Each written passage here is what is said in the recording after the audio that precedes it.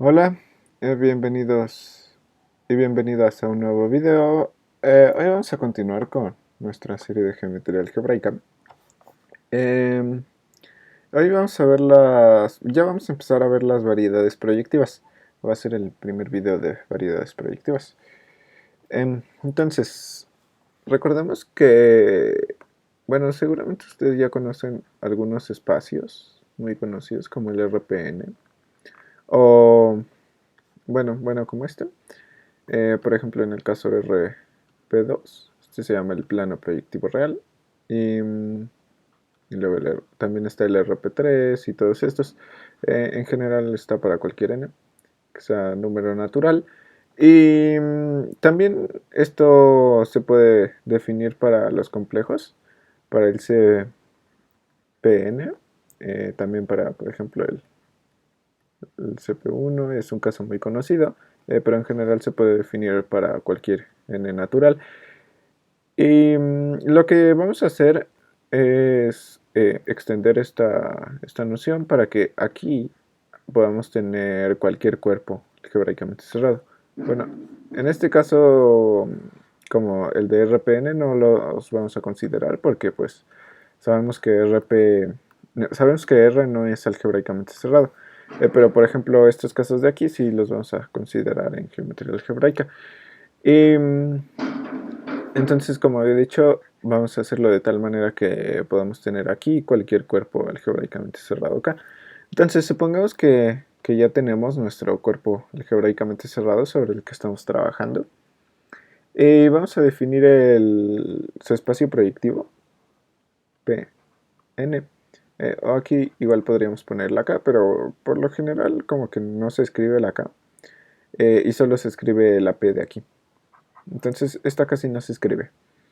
Y este es igual a el a n más 1, pero menos el 0. Menos el 0.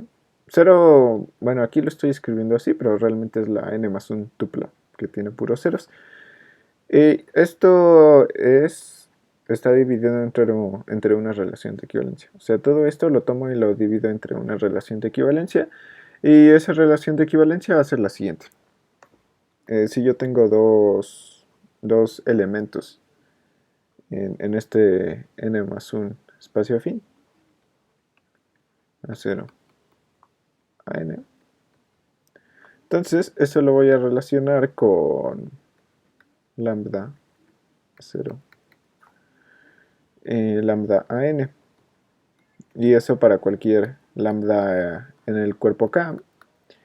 Y que lambda sea distinto de 0, ¿no? Si tuviéramos lambda igual a 0, entonces pasarían cosas muy raras y que son lo que no queremos, eh, pero bueno, entonces esto está definido en an más 1 menos 0.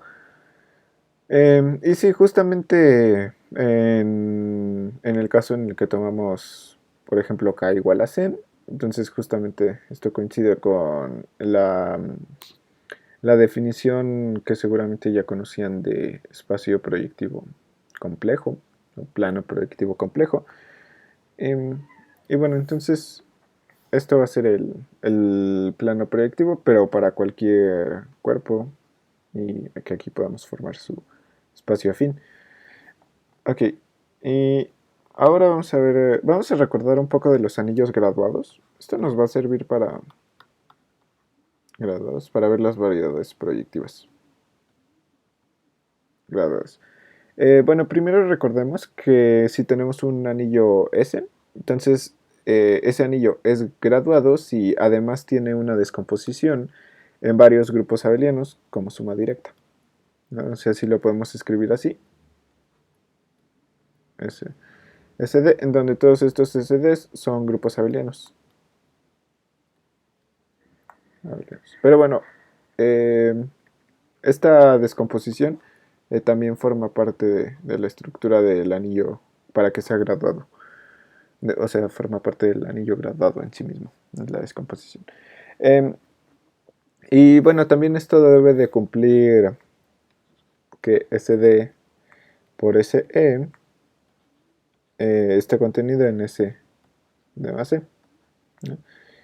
A los elementos de SD, a los X que están en SD, nosotros decimos que X es un elemento homogéneo.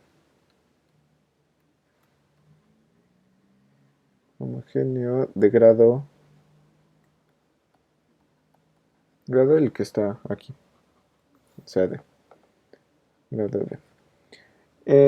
Y también si nosotros tenemos un ideal de este de aquí, o sea, si tenemos I de ese en donde I es ideal, entonces podemos decir que significa que este de aquí sea homogéneo. Entonces, I es homogéneo si la podemos escribir con la estructura de graduado, como así, ¿no? Como la suma directa de los D mayores o iguales a 0 de E intersectado con SD. Estos SD son los mismos de la estructura de anillo graduado de S. Y bueno, esto de aquí es nada más como un repaso de álgebra conmutativa. Y también vamos a recordar que entonces si nosotros tenemos que F y G son elementos homogéneos que están en un ideal I, ¿no? Como aquí. Entonces, si estos cumplen que... y bueno, que además que este I sea homogéneo.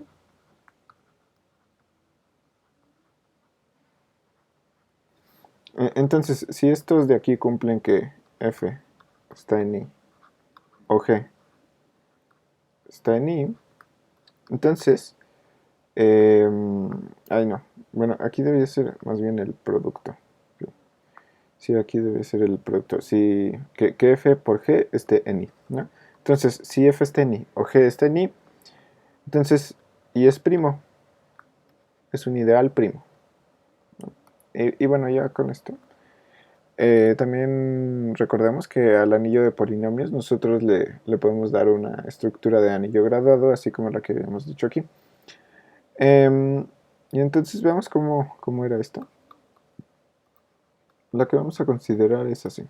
Si tenemos este anillo de polinomios, entonces para darle su estructura de anillo graduado debemos dar varios grupos abelianos y que su suma directa sea igual a todo el anillo de polinomios. Entonces esto debe ser igual a una suma directa de los d mayores o iguales a 0 de SD. Y en este caso nosotros vamos a definir SD como el conjunto de combinaciones lineales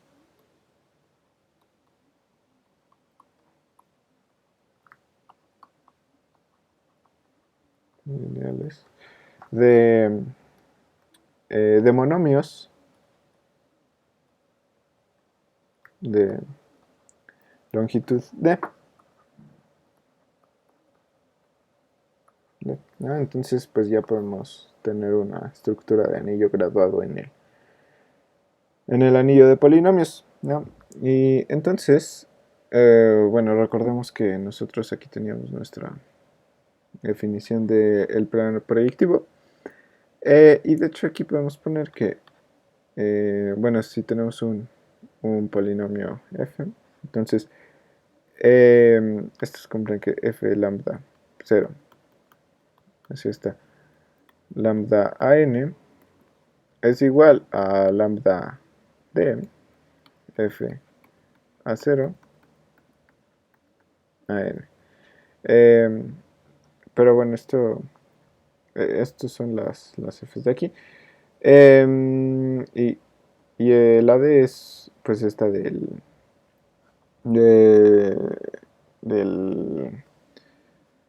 del grupo abeliano que forma parte de la estructura del anillo graduado del anillo de polinomios.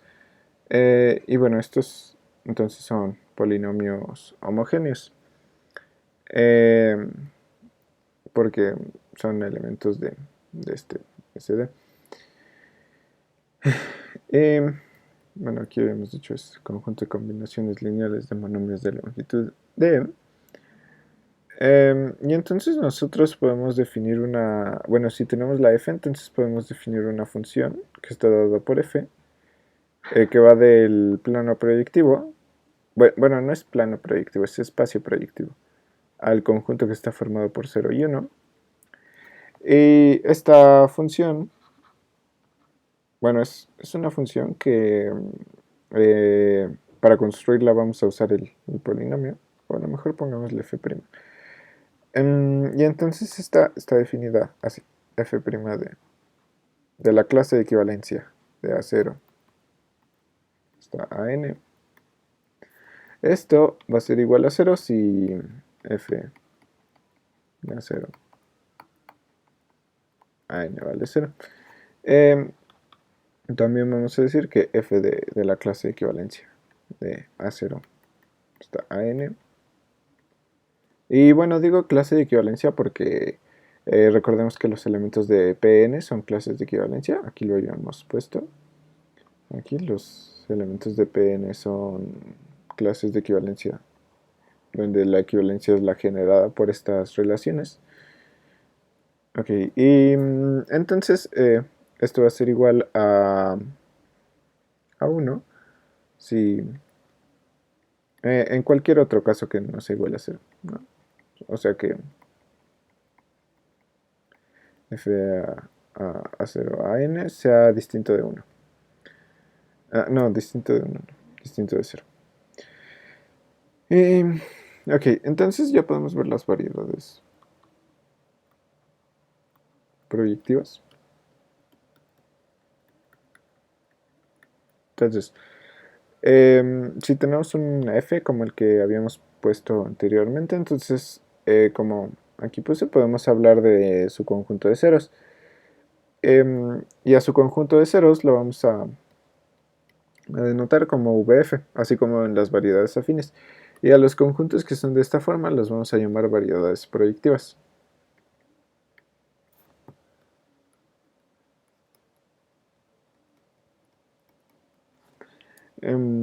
Pero bueno, así como con las variedades afines, igual dependiendo de la persona, las variedades proyectivas pueden ser estas, los que son todos los conjuntos que son de esta forma, o los conjuntos que son de esta forma y además son irreducibles. Eso también pasa con las variedades afines, porque por ejemplo en el libro de Hartshorne, ahí sí dice que las variedades proyectivas son las que son de esta forma y además son irreducibles, pero también en otros textos dicen que nada más debe ser un conjunto de esta forma para que sea considerada variedad proyectiva, ¿no? Em, ¿no? Entonces, bueno, también podemos dar la topología de Zariski en el...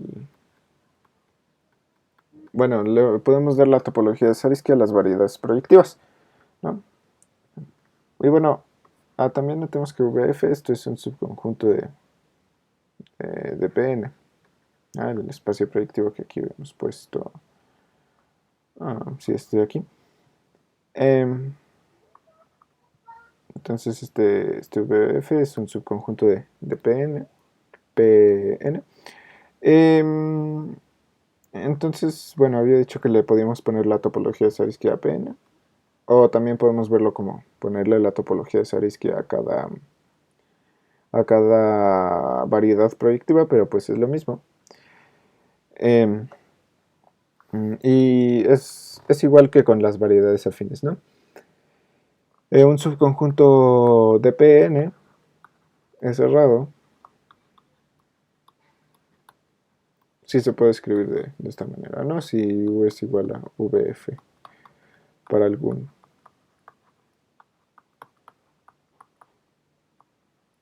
F, ¿no? Y como había dicho, es lo mismo definir esta topología en todo el espacio proyectivo que definirla en cada variedad proyectiva, ¿no?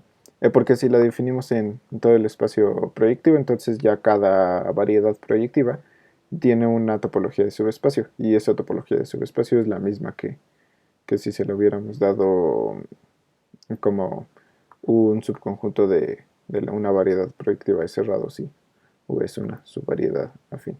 No, variedad afín, no, subvariedad proyectiva, ¿no? Y bueno, entonces ya es eso. Ya esto es todo por el video de hoy. Gracias por ver. Si te gustó, deja un like y nos vemos hasta la próxima.